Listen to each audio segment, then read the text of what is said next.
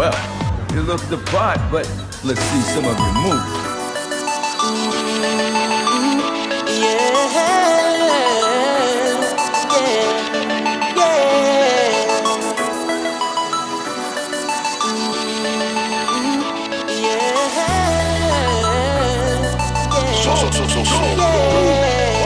Feeling like a star, you can't stop my shine. I'm loving Cloud City, my head's in the sky.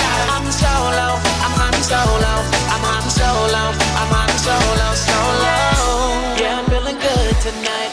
Finally feeling free and it feels so right. Oh, time to do the things I like. Gonna see a princess, everything's alright. Oh, no job but an answer to. Ain't a fixture in the palace zoo. No, and since the carpet lights off me, I'm living life now that I'm free. Yeah, told me get myself together. Now I got myself together. Now I made it through the weather. Better days are gonna get better. I'm so happy the current night is gone. I'm moving on. I'm so happy that it's over now. The pain is gone. I'm putting on my shades to cover up my eyes. I'm jumping in my ride. I'm heading out tonight. I'm solo. I'm hot solo. I'm hot solo. I'm hot solo. Picking up my blaster, putting it on my side. I'm jumping in my Falcon, put me on my side. I'm solo. I'm hot solo. I'm hot solo. I'm hot solo. Okay, I can see you have some skills, but now it's my turn. Well, there we go. And now it's my turn. Huh? And now it's my turn, in the words of Lando. Yes. I'm seeing if we're streaming on Instagram, and it says we are.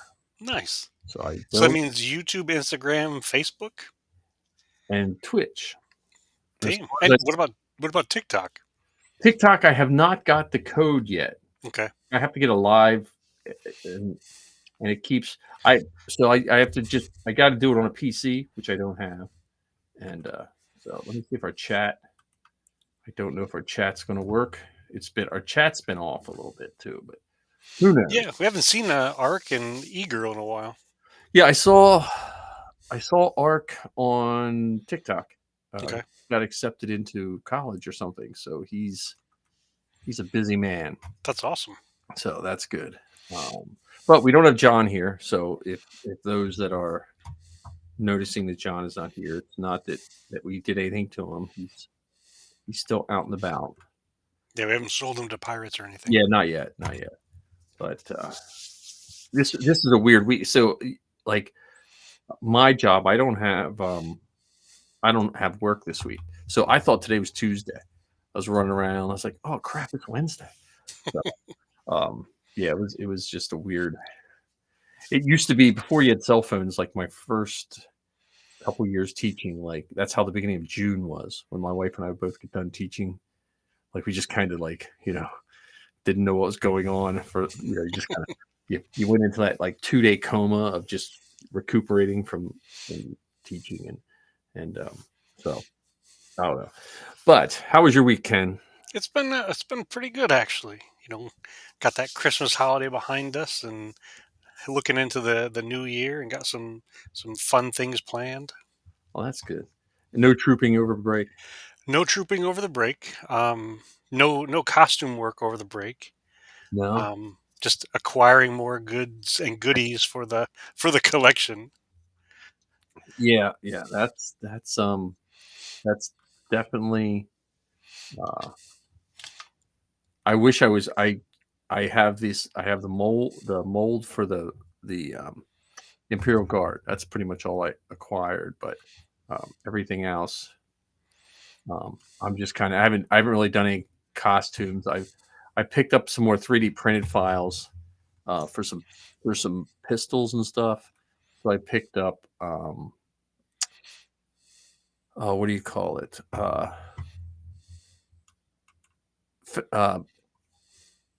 Jyn Erso's pistol. Okay. So I'm just, I got that. I just wanted a couple of those files like I wanted to get. So I grabbed the Jyn Erso pistol file, and I got a better file for a Jawa blaster. Not that I don't see any reason why I'll need a Jawa blaster. anytime soon. But who knows? Now, is it a blaster carried by a Jawa or a Yeah, blaster to Jawa, blast I'm Jawas? shooting Jawas. Okay. You know how you shoot Jawas. Just don't lead them as much. Isn't that the line? Is that a line from Full Metal Jacket or Apocalypse Now? I forget. Yes, similar. Yes, I can't remember which one it was. Yeah. So, which is a terrible, terrible joke. But Well, we also grew up on Mel Brooks movies, so that's we're. there's Fordo. Oh, we were just talking about you. Good Yeah. to see you. But yeah, I wanted one to print the wooden stock. You know I think that's built on a Springfield rifle. The original Jawa, not the Jawa gun they always show in the photographs, but The one, photon blaster or whatever it is. yeah, not the big ion blaster, but the one that has that the Jawas carried. That the one couldn't get in his holster. You know, but they were, I believe, they were a Springfield bolt action rifle with it cut down, and then they had a German grenade launcher outer thing mounted on the front. Looks like it's flash suppressor. Gotcha. And this one file, it has the stock separate, so I could print it with that wood filament. And Oh, and because you said that the wood filament sands better, right? yeah, it sands better. It stains like wood. It smells like wood. But that's it. I did a little work on the Sabine training helmet. And then this weekend I went up to Jordan's. I went up to North Jersey and visited Jordan for a while. Oh, that's cool. Yeah, so and it was fun. But it's like a 3-hour one-way hike. So Yeah, we should have him on the show sometime. I know he is a busy person, and I keep asking him, and it's like Wednesdays doesn't seem like to be the best night for him. I actually sent him a link tonight. I was like, look, I know you're busy, but if something changes, here's the link. Well, the other thing that we could do, this is something that we've kind of tossed around as ideas before, and just we get if there's a day where he's available, Yeah. we ask him some questions we recorded, and then we just play it on here. I mean, even though He'd be fun to have on just because of his knowledge of toys, his knowledge of comic books too, and goes back like a lot. So, but yeah, he was. and we know he's had some wonderful run-ins with people in the Star Wars universe, and I think that would also be a fun topic of conversation, either for the three of us, or maybe John does one on his show, I do one on my show, and we could call it like close encounters of the Star Wars kind. Yeah, I mean, how many people have you interacted with that were either in a movie, that worked behind the scenes, wrote a book or something? yeah. And Yeah, what's funny because I always wound up. So I gotta make sure I get the TK number. So the last couple times I've gone to Jordan's, I have run into the same person. And here I want to make sure I get his TK number right. But he's another one. He's from the Jersey. What are they? The Northeast Remnant? Is that what they are? I think so. Northeast Remnant of, because Jordan was saying that one of his goals is he wants to get into 500 first. That's one of Jordan's goals. You should make him an officer. I'm just kidding. I'm just kidding. So we were doing what all Star Wars costumers do is TI 17422 is I just wanted to make sure I got the right number, but it's Brian, and he does a TIE pilot, and he has a cool patch. He gave me a coin, which I have up in my office. I should have wrote down, but he gave me a coin and stuff. But that's what we were talking. Like we said to him, "Do you want to be honorary?" And then we give the same speech, like because Jordan likes the pilots. Then we went into that. Look, if you make a pilot, you can have 10 costumes. The same thing I always complain about, but because like Jordan would probably just because of his line of work, it would be difficult for him to be in a pilot costume and carry a helmet around. Like if he's because a lot of times part of his job is he goes around and interviews people. But if he's in a pilot, if he's in the jumpsuit with a, he doesn't have to carry anything. We were explaining all that to him. So it was a fun conversation. But yeah, I that'd be cool. And Jordan, the one guy that did, Jordan's friends with guys from Topps. I think Jordan was one of the models for the Topps card for Dash Rendar.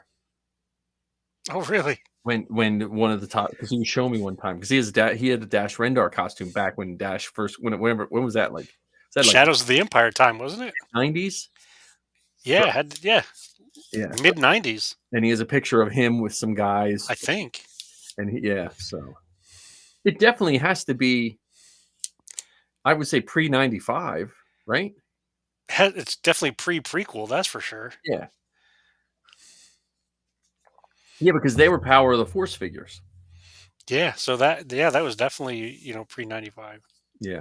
I'm just thinking, like, I have my store, and I remember in my store, I want to say, yeah, that was 93, 94. I think it was out then, now that I think about it, because I think the Applause statues came out of Caesar. Zizor, the feline that married Princess Leia. And he was holding his hand up with I remember the Applause figure. I think the only Applause figures I have left, I have 2 Stormtroopers, Vader, and a Tusken Raider. Of those Applause figures. And they were before the, what are they called now? The really high-end ones. Oh, yeah. What were they called? I don't know. But we used to get them at Suncoast. Okay. They'd have them they'd have they just have them random spots on the shelf. You're like, oh, there's C-3PO, And the C-3PO silver leg, that was I think that was the first time I really realized it was silver and not just beat up gold. When you saw that figure? Yeah, that figure. The statue. Because they never had action figures like that. So Applause was the pre-sideshow, right? Or yeah. Applause was it was middle of the road, Hallmark and all the places that carried kind of stuff. Okay. It was they had the higher end Applause were almost they were action figures / Barbie dolls that came with a metal base. You could get Batman and Robin and all them. And then there was the cheapo Applause, which were just blowed plastic. And almost Vader stood up and the Tusken Raider, but none of the rest you had to kind of pop up against things.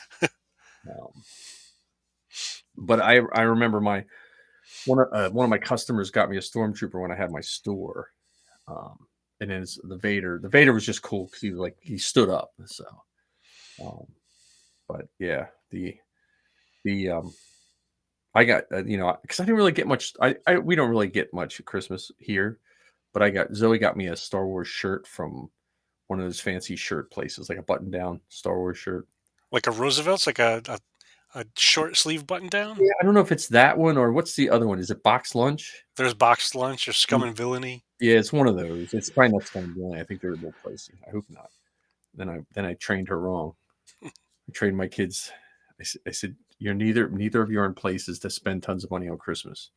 You get your life established, then. See, this year was the first year I noticed that Christmas has gotten weird. And what I mean by this, so we have, 2 boys, one's 21, one's 18.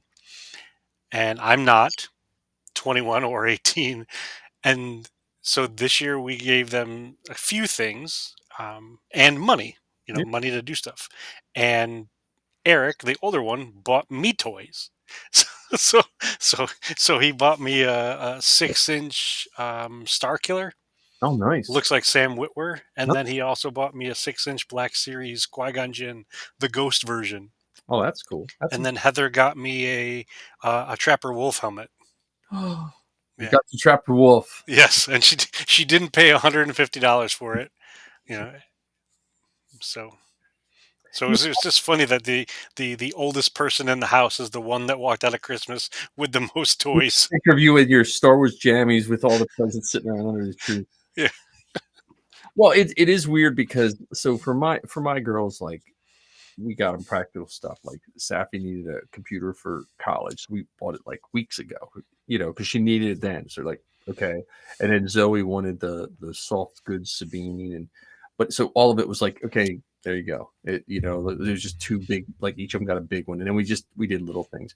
And it is kind. I said to my wife, I said it's kind of sad. I do miss those days. I don't miss when they were little. I like the age my kids are now, but if I had to pick one day, it was Christmas when they were like 8 and 10, and you spent way more money than you should on crap, and they just were just And they loved all of it. yeah. Oh, yeah. I remember one year we never shopped on like Black Friday or anything like that.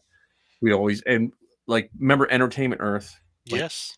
so a lot of times we would do like if we always did overkill. Like if they were both on an Indiana Jones kick, I bought a case of Indiana Jones figures, right? Like this, and because they were cheap, no one was in Indiana Jones then. So and we did a map, and they got maps for Christmas, and they had to put the map together, and we hit and Indiana Jones. And then one year we went Black Friday. I took my mother-in-law. She had to go Black Friday looking at exercise bike, whatever. And I was standing there while she was just wandering around. It was Kmart, but they had the big belt-fed Nerf guns. Oh yeah, the Vulcan. $dollars on Black Friday. I bought each of the girls one of those. It was like an unplanned present. And my mother-in-law, she didn't understand. She's like, "They're for your daughters? I don't." And the girls, they would just set everything up and just mow stuff down. When the kids were younger, Heather and I we'd start Christmas shopping in the summertime Hmm. because that was when they were at an age where they would spend some weekends with their dad and some weekends with us. So on those weekends that they were with their dad, we would go out on adventures, and because of where we live, we are close enough to shop in Pennsylvania, shop in New Jersey, shop in Delaware, and so we would bounce around to the three different states trying to find the stuff, Yeah. whether it was cars, figures, or there was actually a moment in time where both boys actually were okay with Star Wars toys. And I think I should have seen this as a sign the one year that we got them a lot of stuff, and then probably around June or July, they sold it back to me. They didn't want it anymore, and they said, "I'll give you all my Star Wars stuff for $50." Well. So I bought the stuff for them, and then I bought the stuff from them. So I paid two times for all of the stuff. Yeah. Well, we always tried to buy. We bought more than what they should have, but we never just bought piles of stuff. We always tried to make sure it was something they wanted.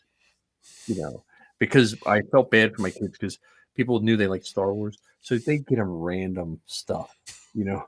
And the only thing worse than not getting something if you're a big Star Wars fan is when you get the stuff that just really doesn't, to go well.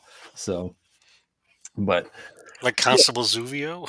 well, no, it was stuff that like like Sappy always liked any kind of droid. You get her any droid when she was little, but I remember one year they got him some kind of like battle pack, but it didn't really. It was like an odd size. It was when they would have these different, and it didn't like match into their universe. I mean, not knocking, but Yeah. they went through a pops phase. I'm glad that's over with. Um, but yeah, I mean, it's just I was trying to think of when you said what we were going to talk about today. I was trying to think of like what can we gleam? What was our like? This is at maintenance week. Like, what Star Wars maintenance did you do this week? Like to get ready, like to finish up this year, last 2023, either mentally or physically or whatever, and to get ready for the new 2020. Even though it's just an arbitrary date on the calendar, Yeah. we all tend to our minds tend to click in. Well, it's funny they say that because so I, for whatever reason, I don't know why this is happening. I just know that it is. For the rambling Star Wars fan, I'll come up with an idea for a show, and I'll put together stuff for that show.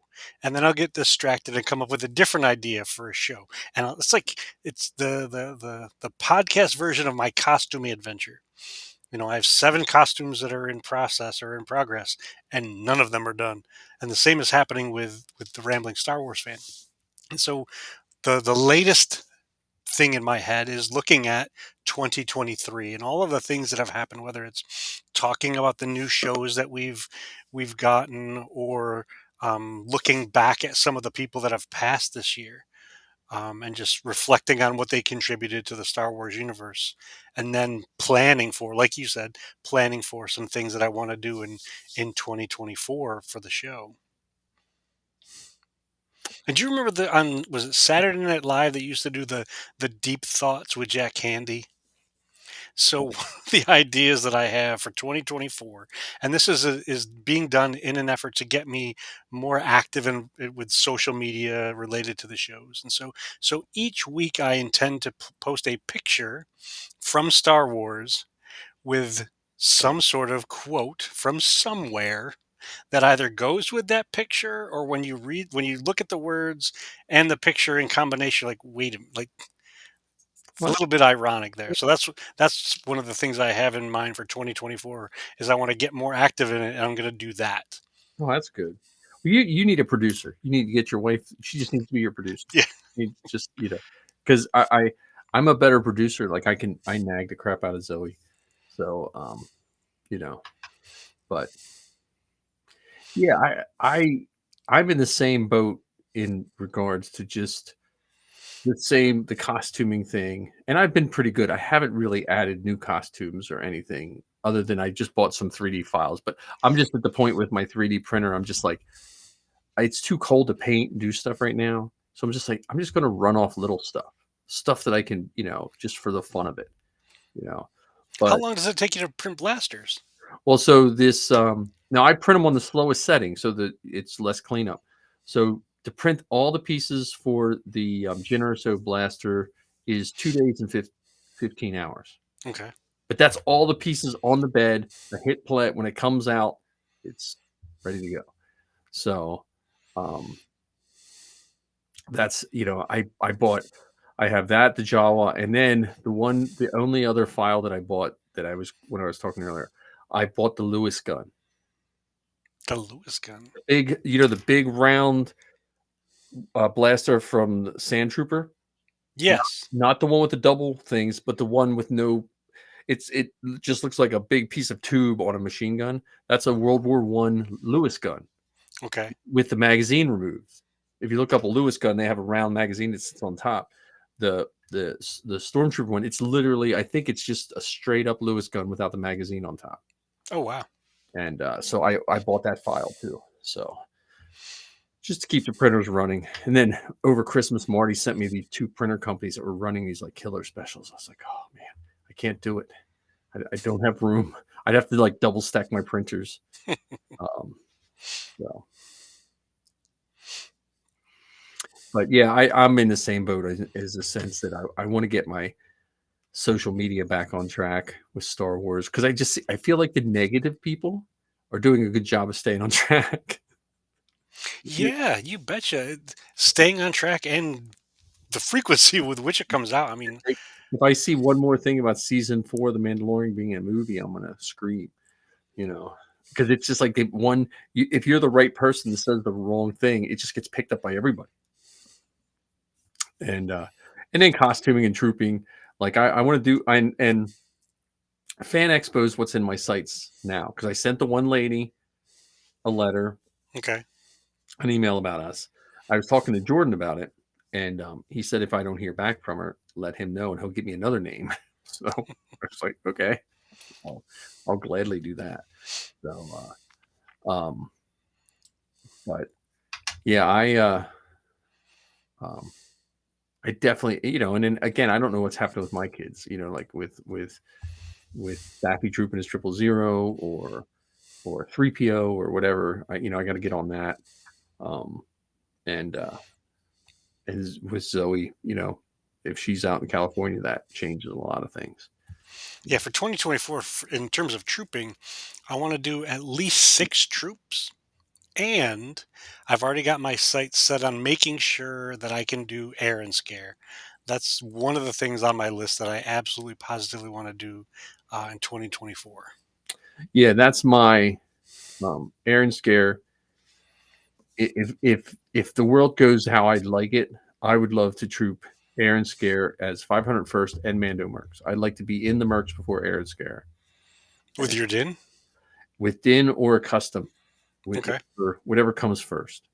Um, but yeah, with probably Din would be my first choice. But it's all going to just, I got to see how things shake out with Zoe moving in the first couple months of the year, what she's doing. I mean, I keep reminding her, hey, you can get film jobs in Philadelphia.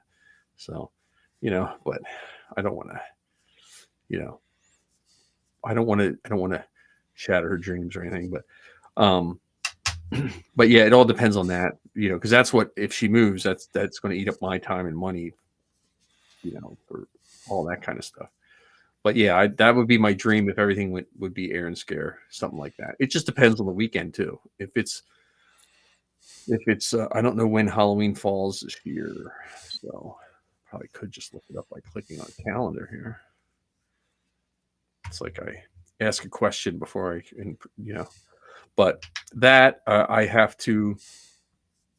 I want to promote and get us. We need a drawing to get people to buy the to commit to our Falcon.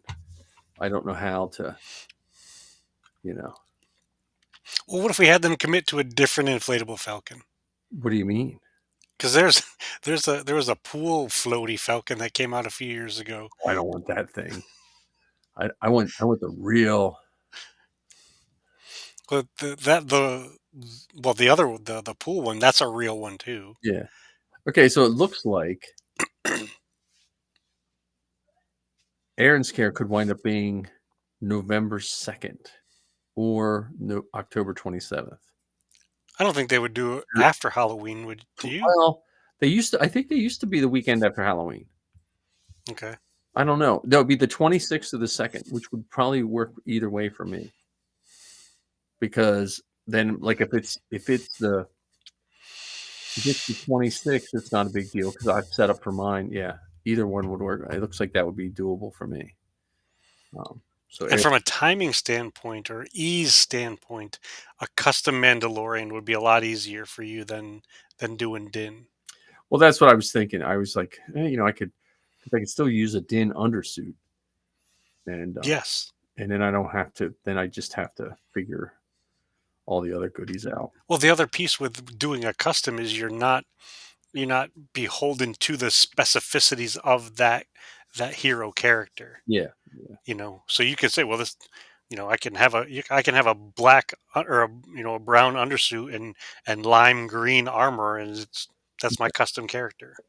Yeah, so that's in a perfect world I'd have Vader done, but Vader is just mentally eluding me right now. I just can't. I don't know. I have builder's block on him. I think. I don't know what it is. So. Well, have you gotten any further with the belt buckle?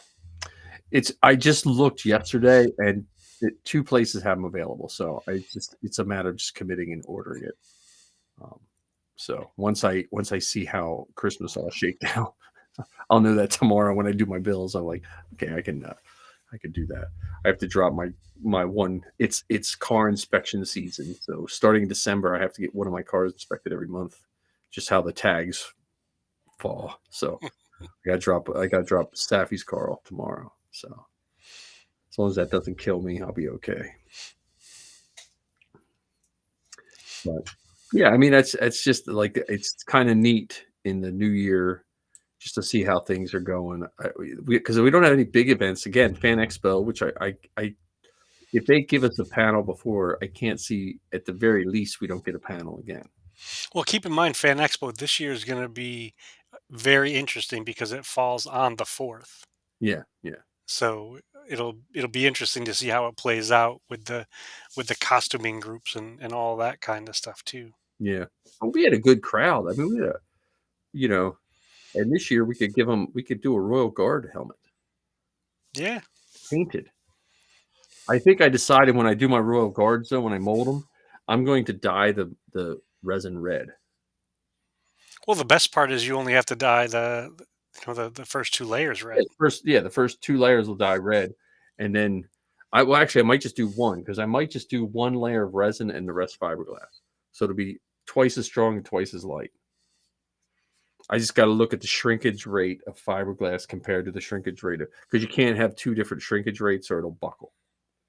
So, but that'd be neat to give a Royal Guard helmet on May the 4th. May the 4th. If I can get Marty to let me mold his, I want to mold his.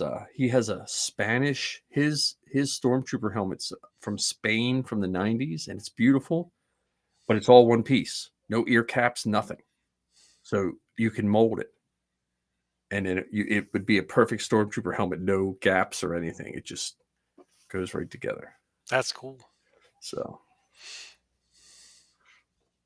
he said I could mold it, but I just, it has to be one of those things we do in the summer. Because that's a beautiful helmet. I wouldn't want to mess it up. Yeah, but droids. Well, you're in the Mercs. Are you in Rebel Legion? No, not yet. And I'm not in 501st officially yet either. No. What are you working on? Is it what? I was thinking the Narkina Prisoner and or Director Krennic. Oh, that'd be cool. And then like lofty pie in the sky idea. I'd love to do that Captain Enoch costume. Oh yeah. From the Ahsoka show. Files. I did wind up when I bought a bundle. I bought a bundle in October for the live action Sabine, and it came with Captain Enoch. Oh really? Mm-hmm. Was that from Galactic Armory or? No, it's from some guy. Galactic Armory has one too, but this was, I forget.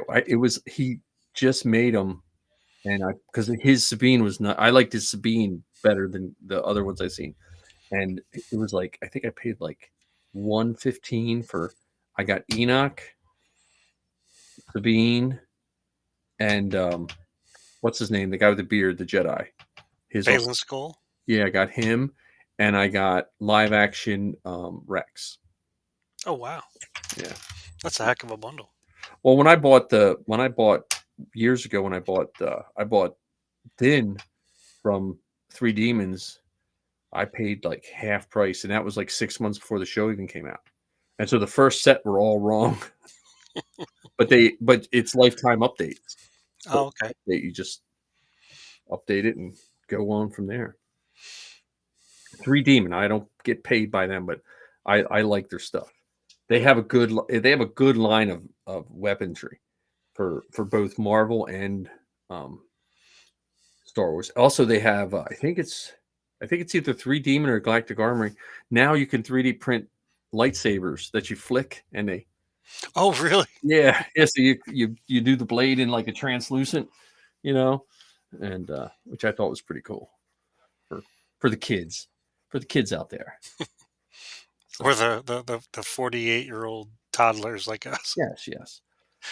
I was still more of a blaster guy. Like I think back, and I had like a sword, like a glow in the dark sword, a space sword or something. It wasn't Star Wars because they were too expensive. But I had a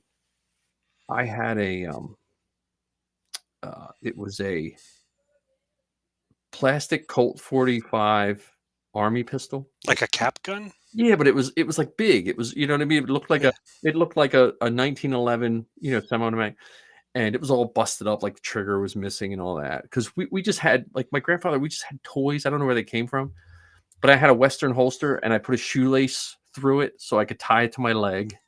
And I literally would get home from school and just strap that thing on and just wear it all, like, you know what I mean, like, And my only variant from Star Wars, I was a big fan of Apollo on Battlestar Galactica because he was left-handed, which is, you know what I mean, like well, representation matters. Well, but people like, and I know that's like in the world of representation, being a left-handed, other than Ned Flanders, it's not a big deal.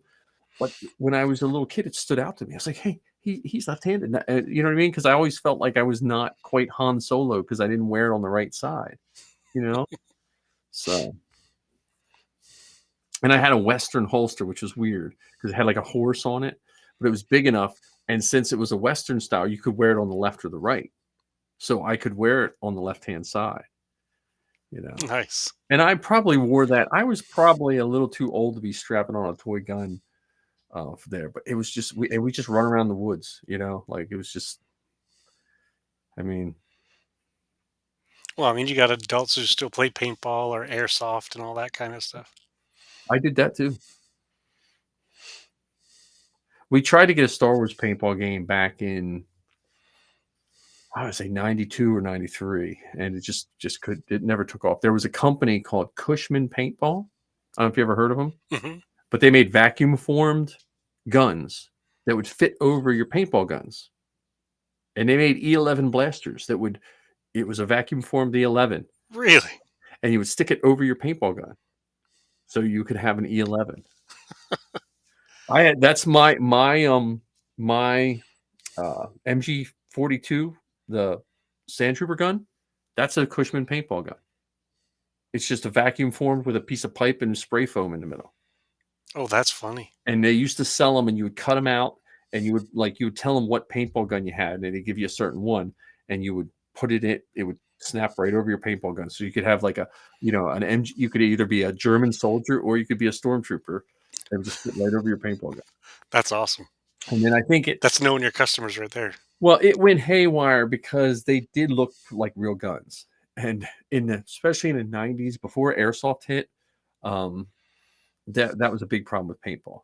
Is they started looking way too much like real guns, and then like people would get upset, like, hey, there's guys running around in the woods, it was like right pre 9/11, but um, so but yeah, we tried to do paintball games, but that um, it's not the same. They came out with the good laser tag, and then that didn't really take off very well because paintball, much of the paintball stuff I used to go to Jersey to pick up all my supplies when I had my store, from National Paintball Supply, and they were in Jersey, right across. Is it the Commodore Barry? It possibly. Like you go, it's like you're going to Philly from my place, but south of Philly. Yes, that's the Commodore Barry You near go towards the airport. Barry, and I'd go like 10 miles down to an industrial park, and National Paintball was like the biggest paintball distributor in the world, was right there in New Jersey. Oh, I did not know that. That's pretty funny. So I don't know. That feels like 10 lifetimes ago. Like just like I am with Star Wars, that's how I was with paintball, because I worked at a field, I sold the stuff, and we were just like, paintball 24/7. Because there was no Star Wars. There was like no Star Wars people to talk to. So Yeah, and it's amazing too how you can get so laser beam focused on a topic, whether it's oh yeah. really into photography or watercolor painting or you know craft beer making in my basement or whatever. Well, we used to call it in education. We used to talk about it. We call it about silos. We all get siloed in, and so you forget. Like we as Star Wars people, we forget. Just like you and I are doing a Star Wars podcast, and we're deep into Star Wars. There's someone bowling, doing all of this just with bowling. Yeah, And when you and I go bowling, we're like, what? They have, you see all the stuff that you can buy for bowling, and we're like, what? And sometimes you have to remember that's how some people are with Star Wars. you Like, do know I was in a bowling league once, right? did you really? Were you? What?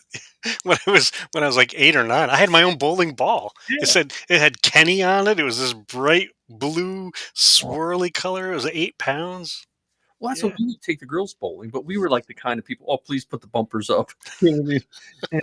But then you're sitting next to the people with like custom made The bowling. wrist guard and I yeah, mean, and it's the same with paintball.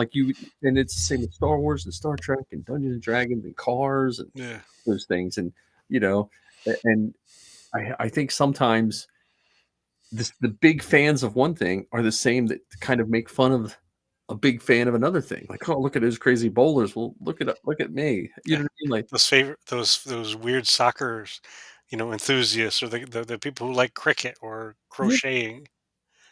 And I think what's nice now is I think a lot of people understand that. Like, it is kind of cool to see at conventions. We're seeing people go to a convention. I would have never dreamed that Alec Baldwin would show up at Steel City. you know what I'm saying? Like, I Yeah, would never I would if someone would have told me, like, 10, 15 years ago that Henry Winkler would be there, I would have never you know what I mean? Like, yeah. it so the fandom kind of gets to mix it in a little bit, so Or even to have, not comic book artists, but authors, folks actually, write the literature for some of these things, or some of the, the behind the scene folks, the stunt people. Like, I mean, Brendan Wayne, for instance. Yep. I mean, he, Oh, yeah.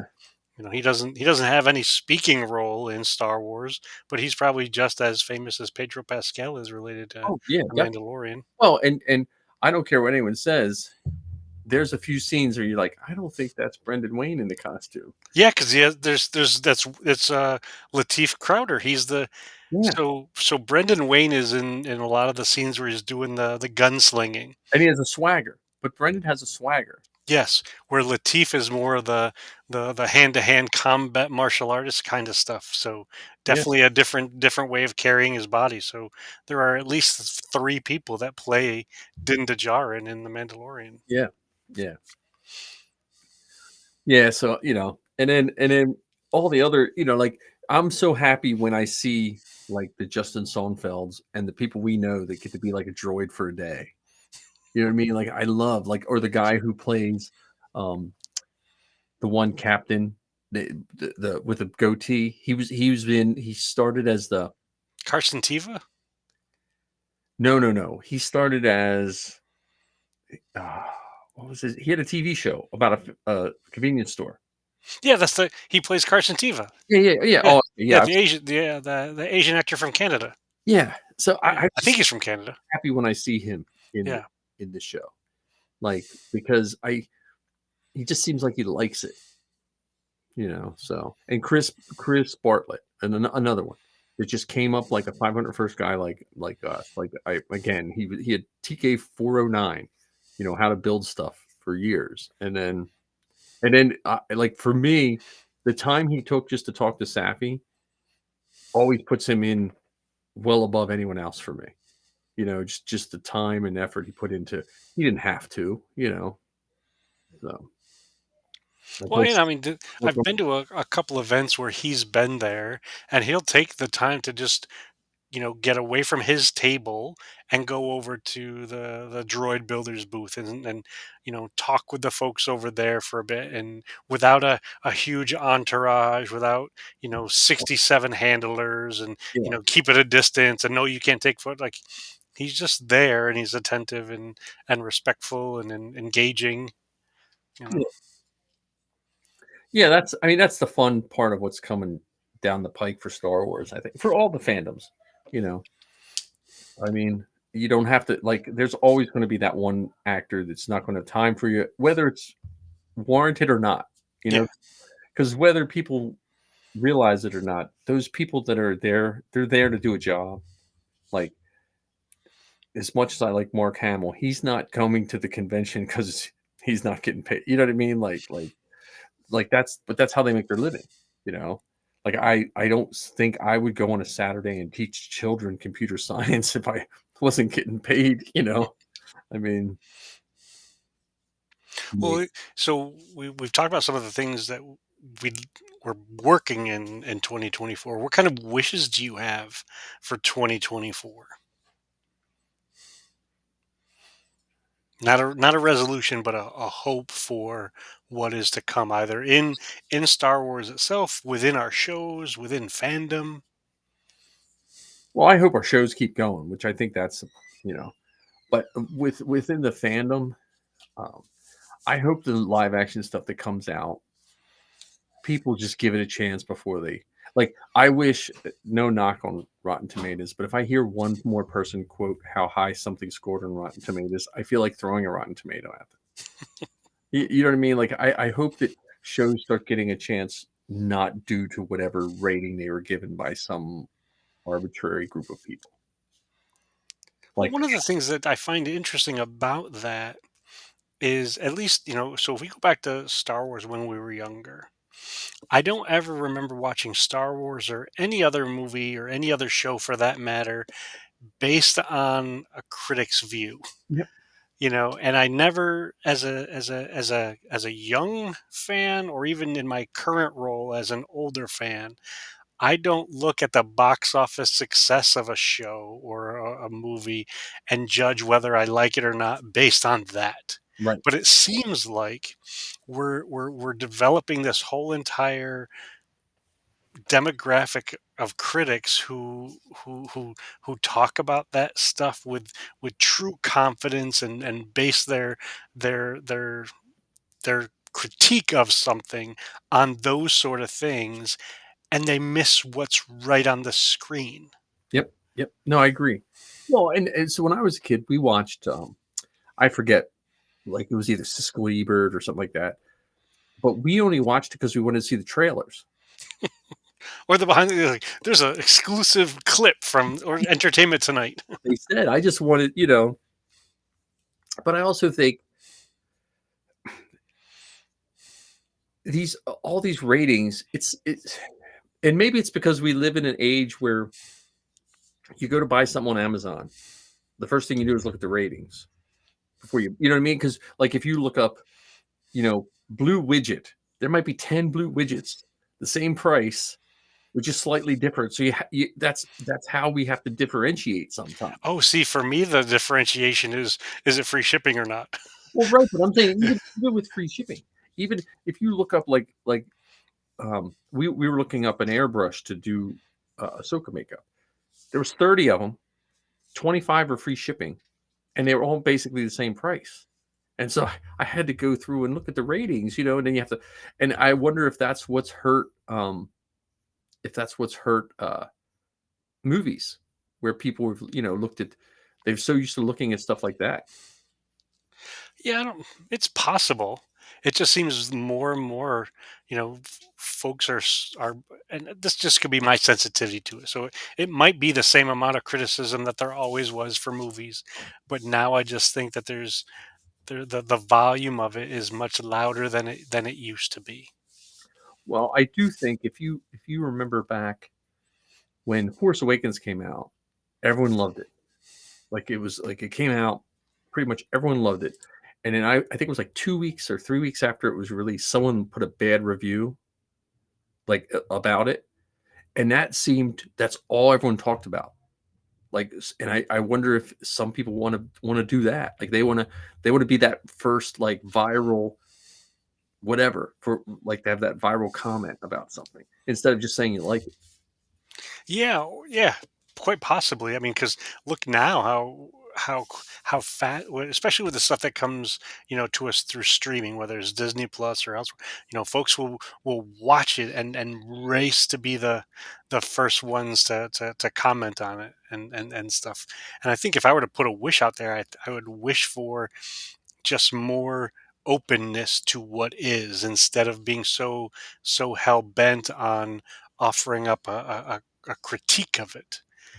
Talk about what's there, and not necessarily from a I like or I don't like, but this is what I saw, this is what I thought, this is what I learned, this is the connection from this to that other thing. So there was, this belt buckle was from Buck Rogers, and this name of a spaceship was from a comic book or whatever. Talk about those things instead of, well, Yeah. this was bad and Kathleen Kennedy is awful and this is the Jar Jar Binks of whatever it is. Well, yeah, I think Kathleen Kennedy is the Jar Jar Binks of the new.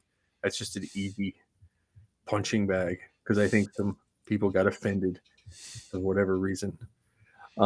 Yeah, no, I mean, it's just like we have. I still predict Skeleton Crew is going to. I mean, I hope I'm right, but from what I saw of Skeleton Crew, I think Skeleton Crew is going to surprise people how much they like it, because I think, like, if you look at the Mandalorian, it just came out of nowhere, and the ones that seem to get the most hate are the ones that have background. You would think it's the opposite way.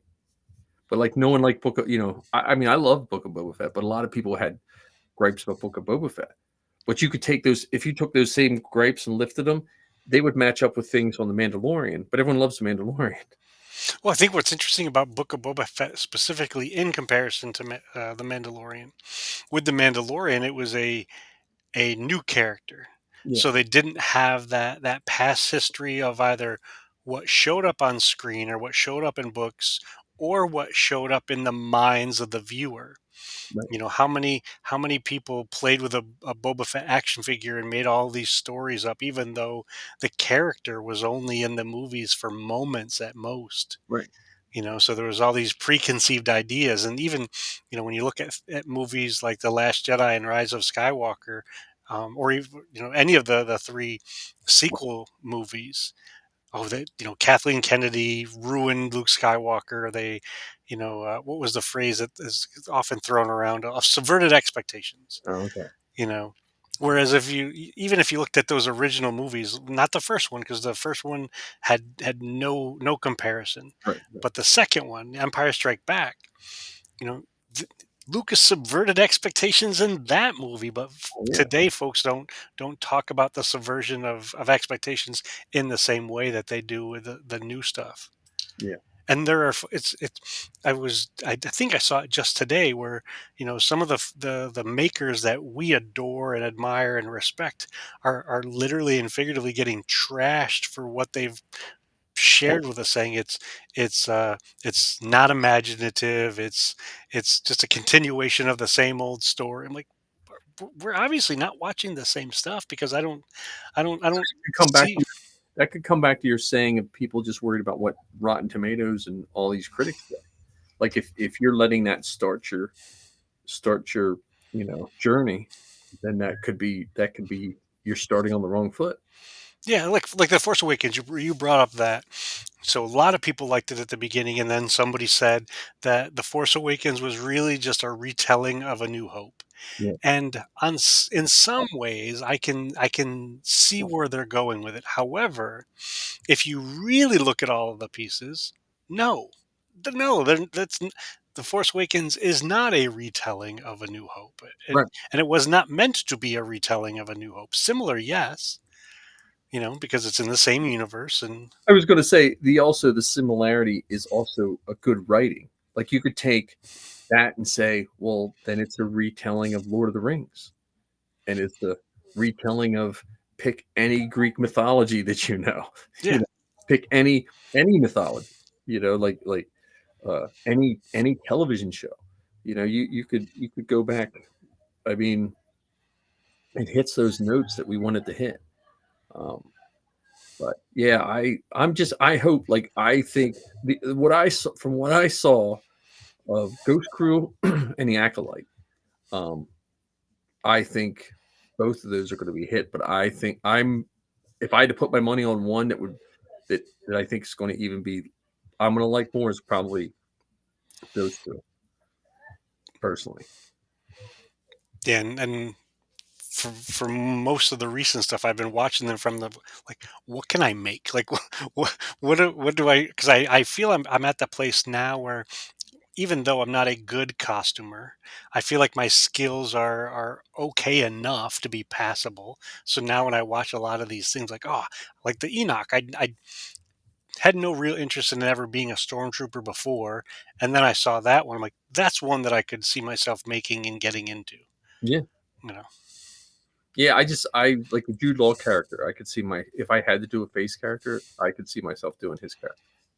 Yeah, he's like, is he I think a he's a smuggler or what? smugglerish Jedi. Okay, Because I don't think they revealed it in the scenes we saw, but I think he has something to do with the Jedi or something. It, okay. it's I wish I would have paid attention more and had more sleep when we were 'cause me and Zoe were getting up way too early to go to those panels to actually remember anything. But When do you think they're going to drop that trailer? oh man, I don't know. See, I think a lot of these um I think a lot of the services right now are still getting over the strike. And when I say getting over, I think there's a lot of bitterness towards the people that just ask for some pocket change. And I have a feeling I think all of that is in upheaval right now, Gotcha. you know, at least from what I see.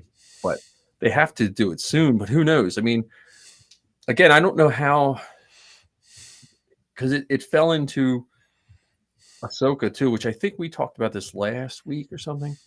But a lot of Ahsoka was filmed under COVID rules. So I think there's some scenes that probably would have been shot differently had you not had COVID um, protocols.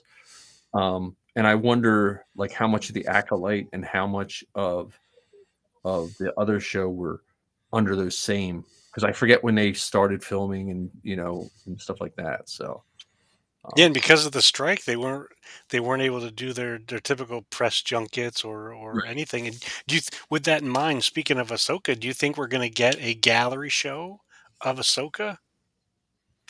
Yeah, I don't know. I don't know. I don't know because I wonder. I wonder how the strike affected that. Like, what did the strike affect when someone would have actually been working on that? And then is that one of those things where you can actually like kind of like you have to make it in the moment, or you just keep moving on? You know what I mean? Like that, like Yeah. Well, I mean, like with all the other ones, they had. Well, I guess it's hard to say. because You know, like the best one, which was the Mandalorian one, when they had the round tables and all those interviews and stuff like that. And they might still have those somewhere, but someone had to put all those together. yeah, And now that same person who is now back to work probably has project X, Y, and Z to move on yeah, to. Like because I think there's going to be stuff that was just like little stuff that's just going to be dropped. That like that they might just come back later and do a couple things, but I don't know. I'm just curious. Like again, I feel like the higher ups are kind of making the actors pay for it because now apparently no streaming service is making any money. So if you read the news, they're all broke, which I have bills to attest to. If they have as many subscribers as they say to, I'm sure they have plenty of money. yeah. And I mean, it's interesting when they say that they never show any background data. Like this is how much revenue we have coming in for streaming. This is how much our streaming output cost. So as a executive, you could say all of those things, Yeah, and it could be true, and it could also be very very false. But we the fans would never know. right. Here we go. What Fordo says. My boss. Just as fan believe we all wish to the feeling of the first time seeing Star Wars. Yeah, I agree with that. I think um, that was actually we were playing a card game my wife got, and the one question was like which of the following, if you had a wish, which of these would you want? And one of them was to see Star Wars again for the first time. I don't know if she made up that as a choice or whatever, but yeah, there is something to be said. Well, what's interesting about that idea is each time we watch it is the first time, meaning this is the first time I'm watching it now. Yeah, And if you go into it with that open mindedness, if you go into it with that sense of appreciation, that sense of wonder, that sense of curiosity, every time you watch anything, so whether it's the old Dungeons and Dragons cartoon Muppet Babies or the Last Jedi, it can be exciting if you want it to be. But if you're burdened with all of that other stuff. well, and that might come down to it's the same as when we troop. Um, when I troop, I can't sleep the night before, and I'm usually grinning ear to ear in my costume. Now, I miss trooping with my kids when they were little and stuff like that. But I feel like there's some people that trooping takes a step and becomes like a job. And there are times when you sign up for an event and you're like, you sign up in June for an event in January and you're like all pumped. And come like the first week of January, like, oh crap. I understand that point, but when you're there, you're in the moment and loving it. Yeah. And I wonder with some of the Star Wars, if you say you're a Star Wars fan and show X comes out and you feel like you have to watch it because you're a Star Wars fan, then maybe just take a step back and wait till you want to watch it. Because I wish I would have known the first time I saw Star Wars Like in some ways, I wish, and I'm glad I didn't. I wish I would have known what impact it would have made on my life because I would have paid attention more, not to the show, but where I was in my life as a. I guess I was 9 years old when I first saw it. I wish I would have just taken a step back and like, okay, who? Because I don't even remember who I was with. I don't remember. You know what I mean? Like I don't remember if I anything about it other than seeing it. And so that I wished, but I mean, the first time, like to your point, Ken, the first time I saw um, Force Awakens, I didn't even see the movie. I watched my girls probably 70% of the time just watching their reactions. It wasn't until the second or third viewing that I actually just looked at the screen the whole time.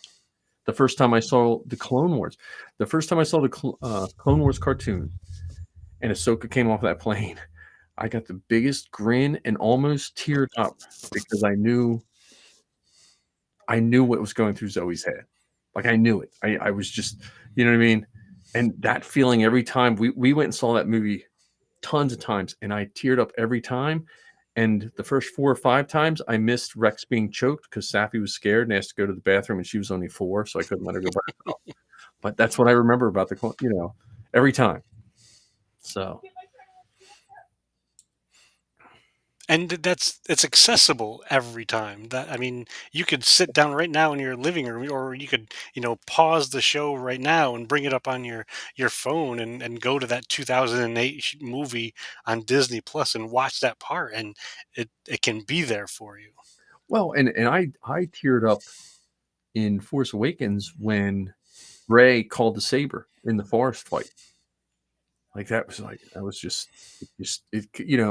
there's a few movies that have done that to me. And the other one was it wasn't even a Star Wars movie. It was the Thor movie, the first one, when they thought he was dead and he called the hammer. Because just that it just like teared me up like, oh, he's going to be the hero now. Like he's become the good guy. I just love the good guy winning because it always seems in real life good guys get shit on pretty bad. And when the good guy's coming, especially in a Marvel movie or a Star Wars movie, the good guy is really going to put a hurting on some people. Yeah. Like, and that's why I think the Mandalorian, to go back to our earlier conversation about westerns, the Mandalorian reminds me. There's a line in. You ever watch Josie Wales? Yes, not in a while, but I do remember watching it. I haven't seen it in a while, so I'll probably get the quote slightly off. But the Josie Wales says to the Indian chief they had rescued, or something like that, something like someone left, and he said, "I noticed when I get to just liking someone, they're not around long." And the Indian chief replies back, "I notice when you get to disliking someone, they're not around long either." And that's pretty much the Mandalorian, man. Every time, like, you know, and that Beskar clunk, man. Every time you hear that, and usually like the Trandoshans at the beginning when they tried to take him out, it's just that just always brings that grin to my. I think that's why my season 1 of The Mandalorian is probably one of my favorite to as a rewatch. Like if I want something just playing in the background that I can look up, season 1 of The Mandalorian is becoming my new favorite. It used to be Phantom Menace. So.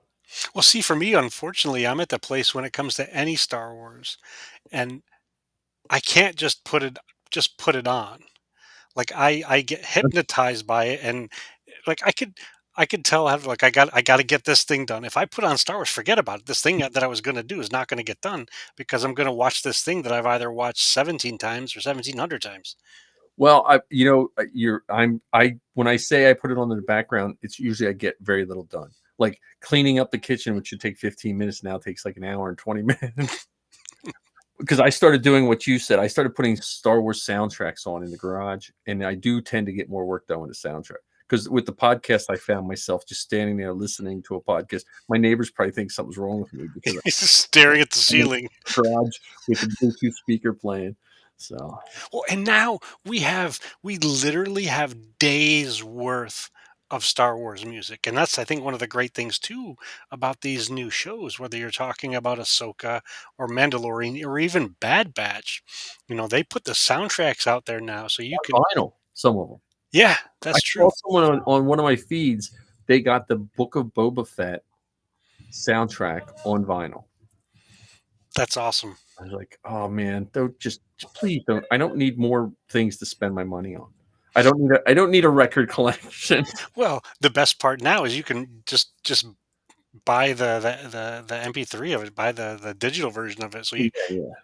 But the and records, have you seen some of the records oh that yeah, work on t- them? you're talking to the guy who Yeah. continues to add things, even though he said, I told the kids this year for Christmas, I said, just so you know, for 2024, I'm not buying any new action figures until I get at least one of my costumes done. I have a question for you about Luke on the Tauntaun, the big figure. Yes. How much would you pay for him? Would I pay for it? The big one, like that came out in the The 90s. 12-inch one, kind of like the They're $60 at Jordan Shop. oh wow, that's really reasonable. He has the Luke with all his Tatooine gear, like his rifle and his all that, the big 12-inch. And the floppy hat? Yeah, $39. He has Han and Luke stormtroopers. I think he wanted 59 for that. Now, if he has the Luke and Leia on different speeder bikes, Yeah, those that- two. He does. yeah, then I we're think talking. they're like 59 or $69. You guys, Yeah, I mean, I think that's about reasonable. I've purchased them for less, you know. I'm just like I wouldn't pay more because I would open them. Like these are Yeah, unopened in the box, but yeah, like these. I like these Aura Singh C-3PO and Anakin's. Yeah, yeah. Yeah, I had 3 of those. I had C-3PO and the Darth Vader in my hand, and you know what? I didn't buy it, and I don't know, but and yeah, it sounds like Fordo does a lot is similar to us with the music. Puts it on and feels like he's transported somewhere else. yeah. Well, Zoe found um there was like channels of it, and then there's also she like on Spotify or whatever. It's like she plays the in-universe music, like the songs from like the animated. What was that? The Bad Batch. No, but no, the in-universe, the shorts. Remember the band on Java? Oh yeah, there's so the diegetic music. So in the Bad Batch they actually had some jukebox Yeah, yeah, that stuff. mixes, and you can even they have 2 albums straight from Oga's Cantina at Galaxy's Edge. Yeah, And then they have lo-fi versions of it where it's, somebody takes the Star Wars music and modifies it slightly, and it's just on this constant loop.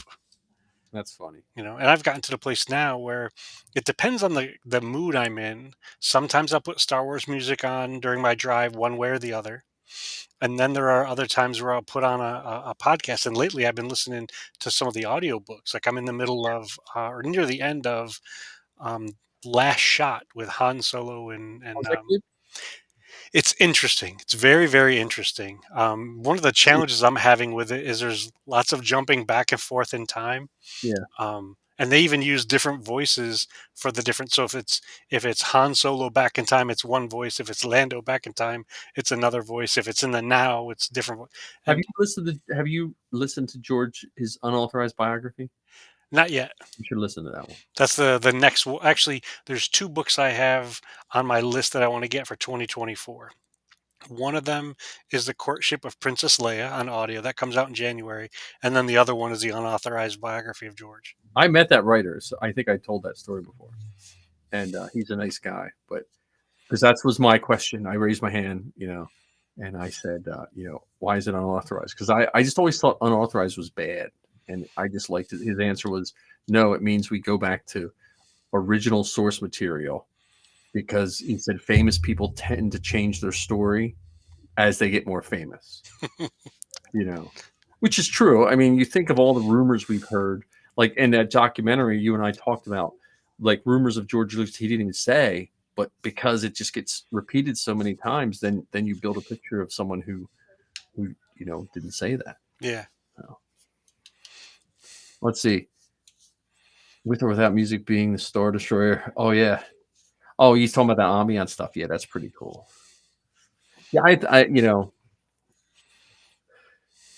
It's just a good time to be a Star Wars person. Like I'm wearing this shirt, right? This is my Five Below. I have had like 4 of these that I've ruined making costumes and stuff.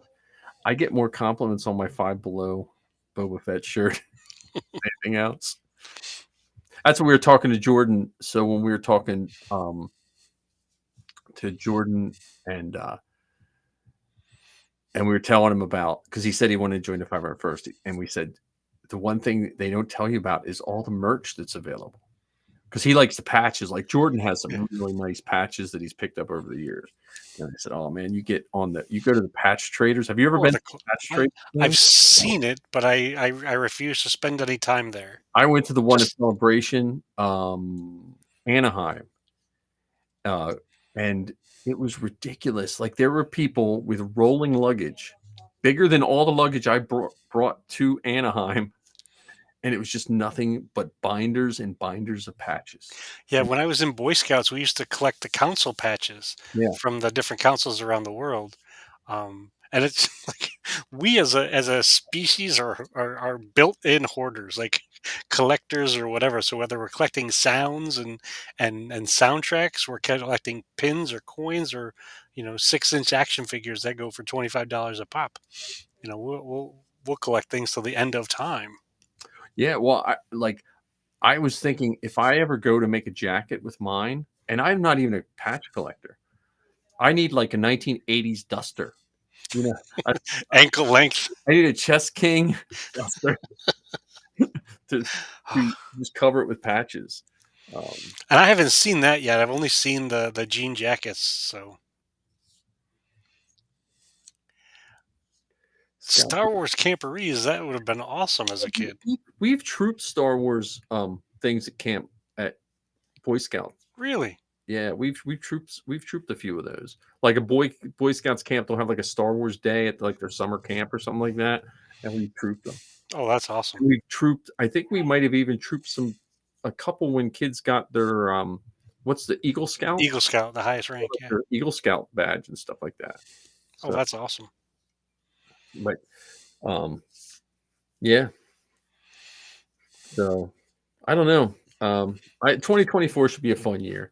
I'm hoping that Matt gets his movie done. I would like to be in some sort of fan film. I think I'm at the point now, like you, me, Marty, and a bunch of we should start a Star Wars fan film, like almost like a plug and play.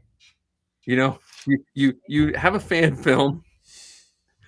We should just okay. Tell us where to be, and we'll be your bet. You know what I mean? Like Yeah, we could be the either the actors, like the in costume characters, or I do have boom experience. yes, yes, Well, so we could also work as crew. The other thing I think would be fun, considering all those people that you just mentioned, if we started recording just skits. yeah. You Oh, know, I agree. Listen, I agree, and that's why and I'm doing better. I'm not taking on projects. I mean, my Star Wars project list has kind of leveled. Like compared to how I would have 7 new projects if you know. I should probably look at a recording from last January. I don't think I've really the live action Sabine has kind of thrown me for a little bit of a loop. But besides that, I haven't really done much. I've been just slowly tinkering away at all my other stuff. But I haven't just because I want to be available to do stuff like that. Because yeah, trooping wise, I'm probably in the same boat with you. I want to troop. I only troop like once or twice officially this year. Um, I like to troop a handful of times. Again, it's harder for me because my girls don't troop. It just doesn't seem the same. So I just got to get over that mindset, to be honest with you. Um, well, that's where I think John and I can come in, because I think the three of us trooping together would be fun. We haven't done that yet. yeah, yeah. So I'd like to troop some, but like I'd like to see the trooping. Like I don't mind trooping at cons, um, but cons can all depend on who you troop with, because. But I'd like to see some unique. Like we used to do like street fairs. There's a street fair down near Ocean City that we had to miss because we were filming the movie. I think this past year, but it was beautiful. It was like a library event, but it was the whole. They set up a whole street fair. Oh, that's awesome. Kind of got to walk around, and you pick a couple guys and you just walk around and get pictures and interact with people. Like I played that giant Jenga with some kids as a stormtrooper, and I would always miss, like, just as a joke, I would actually drop it in, or not Jenga, checkers. What's that? Check. Um, Connect 4. 4, and I would always drop the checker in the like wrong slot or miss the thing complete just as a stormtrooper, you know. Um, Well, that'd be better suited for a cornhole. yeah, cornhole would be it. We did cornhole at the library event last year. He had 2 cornholes that looked like the Death Star. The Death Star. You had to drop it in to destroy the Death Star. Oh, that's cool. And then he had the one row of the library was it was an asteroid field, and you had to throw a paper airplane through the asteroid field for Empire Strikes Back. That's cool. You know, that's the stuff I like. Like I like the. I mean, the cons are nice, but the cons have become they're like I almost feel like the 501st should say we do charity and cons. Like that should, you know what I mean? Like it should be like Yeah. don't count cons as your one troop a year, and then you'll see, you know. But Well, the other thing I'd like to figure out a way of doing is doing some photo shoots. Actually get some more wear out of my costumes and stuff. Marty is always up for that. And when Marty takes your pictures, man, like he takes pictures better with his phone than I do with, you know, a fancy camera. Marty always wants to do photo shoots. It's just people are, you know, like when we did 2 at the cliffs where we filmed years ago, and I still use those pictures to this day. You know, Yeah, because I don't have any really nice pictures of me in my costume. well, we could do that. I'm trying to think. He did the down in the, I think it was the Jersey Shore or the Maryland Shore, where they have those big bunkers or battlements. There's some in the Jersey Shore. Yeah, I think he went down there and did a shoot one time. I'd like to. Have you ever been to the I don't know if it's a naval museum or an Air Force museum in Wildwood? No. That would be a fun place to go, and or the Battleship, New Jersey. The Oh, yeah. battleship. Those are both really cool places because depending on where you're standing and where the photographer is, you can make it look like you're in an actual Star Wars thing. We'll have to talk to Marty, because Marty's also a good person to know how to lay up a shot. You know what I mean? Like Yeah. if you show him, hey, this would be cool, he'll make it cool. Yeah. Yeah, because we used to go to Camp Cape and Lopen. They still have some of the battlements there too. In I think that's in Delaware. Okay. So yeah, that's a good idea to do. I wish we had something around here. Like we used to have a couple abandoned quarries, but they're all flooded or locked up now. But it used to be like old machinery, so you could get Yeah. that weird feel. Or even find so on the 6th floor of our building, we call it the penthouse, and it's where all the heavy machinery of the building is. Well, You know, nice. that could be. I think it could be a cool backdrop for a Star Wars photo shoot there too. Yeah, It's like all the big, big air handlers and things like this. yeah. We should definitely. We got to. That should. When John's on, we should do on like a New Year's resolution / list. Yeah. Just we just check it every couple episodes. Okay, how's our list looking? Yeah. You know, we should like just pick. But you know, Fordo's going to diesel mechanic school, so he's gonna be rolling in the dough. He'll have 50 costumes when he gets out. That's awesome, man. Congratulations. Well, thanks for another great episode, Mike. Really appreciate you getting on with me tonight. Yeah, a little long, but I'm like I said, time doesn't mean anything this week in my life, because you know we're like last night I was up till like 2:30 a.m. I was like, oh crap. So, but yeah, I appreciate. I wish John was here, but check out Ken at the Rambling Star Wars Fan. Check me out here. Zoe's. They just recorded an episode of their show, and hopefully it's a long one, so I don't know if they're doing one this week or next. But and then we have John's show, The Beskar Bucket. Check out. Let me see if the Disturbance in the Force. Yes, watch that. Watch it twice just because. Yeah, it's just it's a good commentary on just how to be a positive person about something that is extremely difficult to be positive about. I mean, since you've known me, I think I've always been positive about the in a strange Yes. way. But I do understand people that if you see that out of context, it's, Well, and if you go into it with wild expectations, if you expect it to be canon, if you expect it to be incredibly serious, if you expect to see characters that you know in action, or if you expect to understand everything that's going on, you're not gonna get all of those things in the holiday special. yeah, yeah, I mean, the first 8 minutes or more was three Wookiees talking to each other with no subtitles.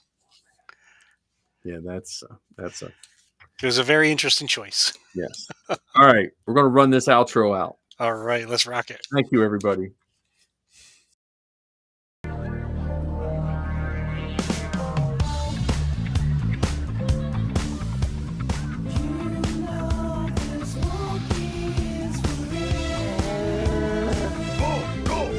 I used to put my faith in starships, but then my Falcon's hyperdrive just slipped. I used to worry about the future, but then I threw my caution to the wind. I had no reason to be carefree, no, no, no, until I took a trip to the treetop side of town. Yeah, yeah, yeah. You know I heard that wicked rhythm. Hey, I had no choice but to get down, down, down, down, dance. Woo! There's nothing left for me to do but dance. All these bad times I'm going through, just dance. Got cash shaking my heels tonight, baby.